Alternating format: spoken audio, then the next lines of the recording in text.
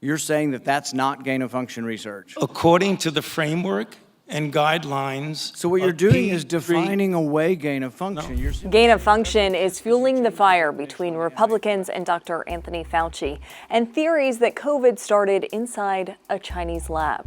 So what is gain-of-function and its connection to COVID-19? Let's get this straight.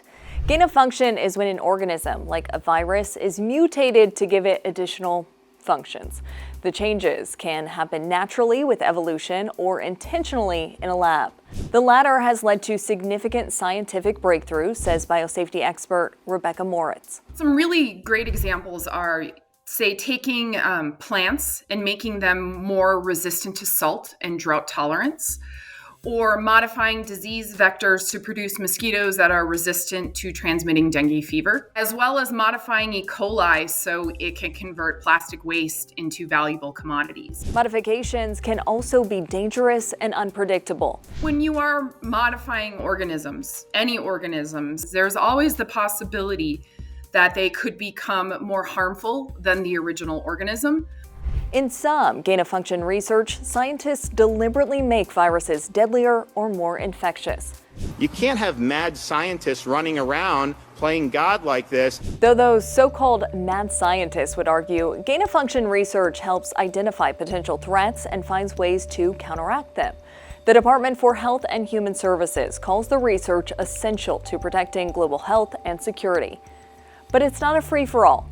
Under the HHS current policy, American scientists must first justify a virus's threat before certain gain-of-function research and funding are approved. The organism has to be highly transmissible and capable of wide and uncontrolled spread in humans, as well as highly harmful and likely to cause significant morbidity or mortality in humans. Despite the support from HHS, gain-of-function research was banned for 3 years under the Obama administration.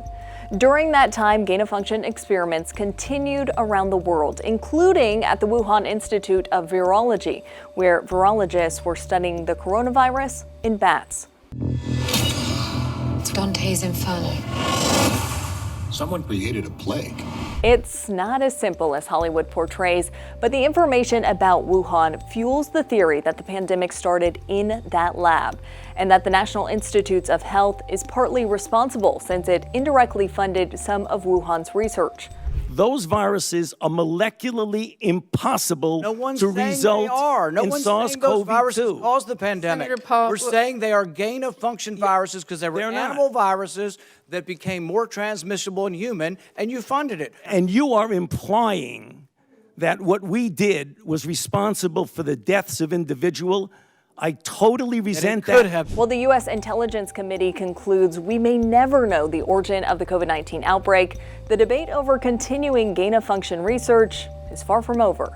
Senator Paul and Iowa Senator Joni Ernst have proposed legislation to ban American funds for gain-of-function research in China. Now that we understand what gain-of-function is, I want to know what your thoughts are on this controversial research. Let me know in the comments below, and be sure to rate this story using our Straight Arrow Bias Meter.